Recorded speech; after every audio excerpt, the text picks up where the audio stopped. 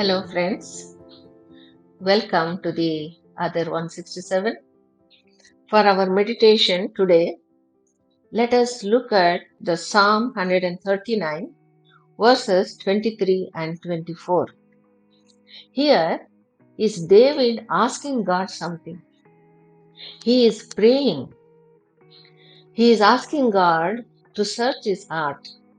We see in verse 23, he says, "Search me, O God, and know my heart.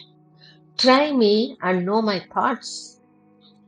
David, a man of God, anointed by God, forgiven by God, and he was a man after God's own heart.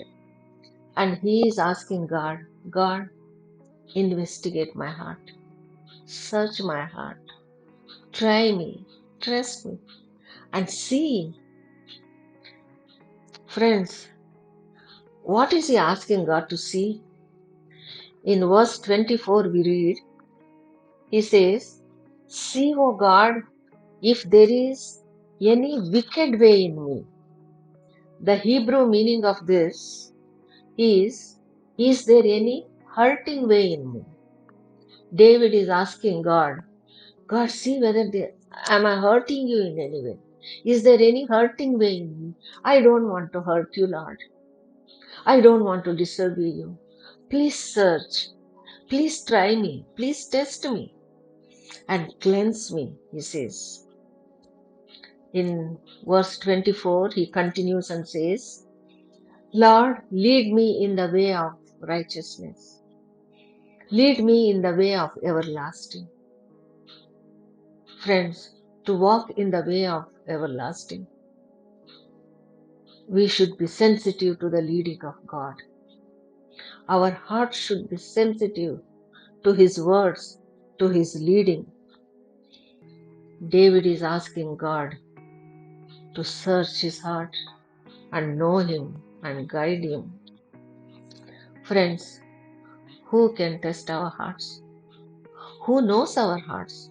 Who can see our heart? Who knows us? Who are we? Who are you?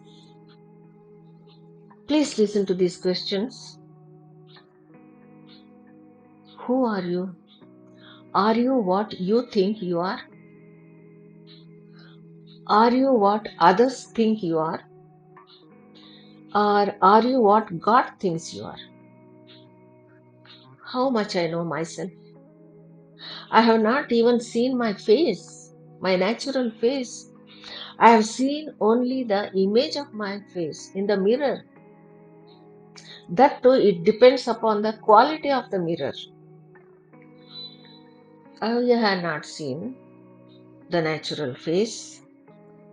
In James chapter 1, verses 23 and 24, while talking about the man who reads the word, hears the word, and not do it, James says, he is like a man who looks at his natural face in a mirror and gone away. He has immediately forgotten what kind of person he was.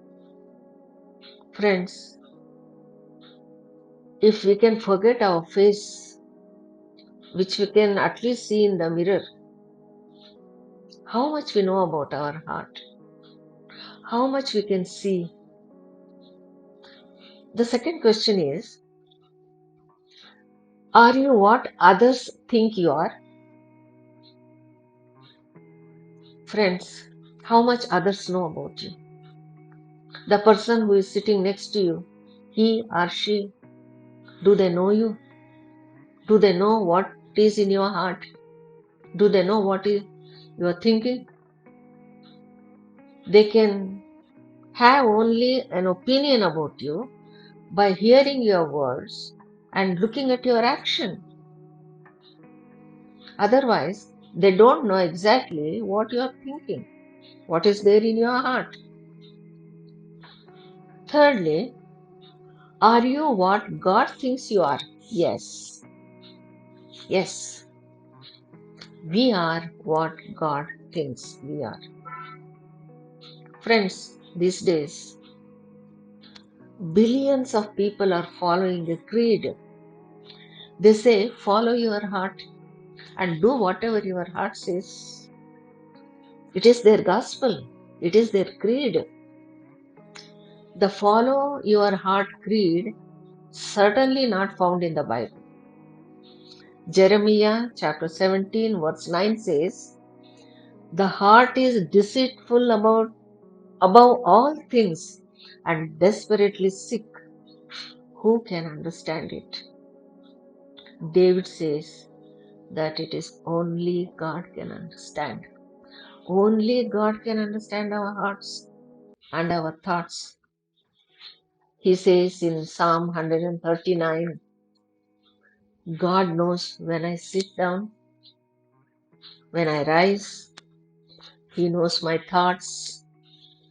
He surrounds when I walk, when I lie down. He knows all my ways. Even before I utter, He knows my words. He knows our heart. That's why we can pray without words. God knows our hearts. God knows what we are thinking. With this knowledge and intimacy with God, David asking God, come Lord, search me and try me and know me. He says further, lead me in the way of righteousness. Lead me in the way of everlasting.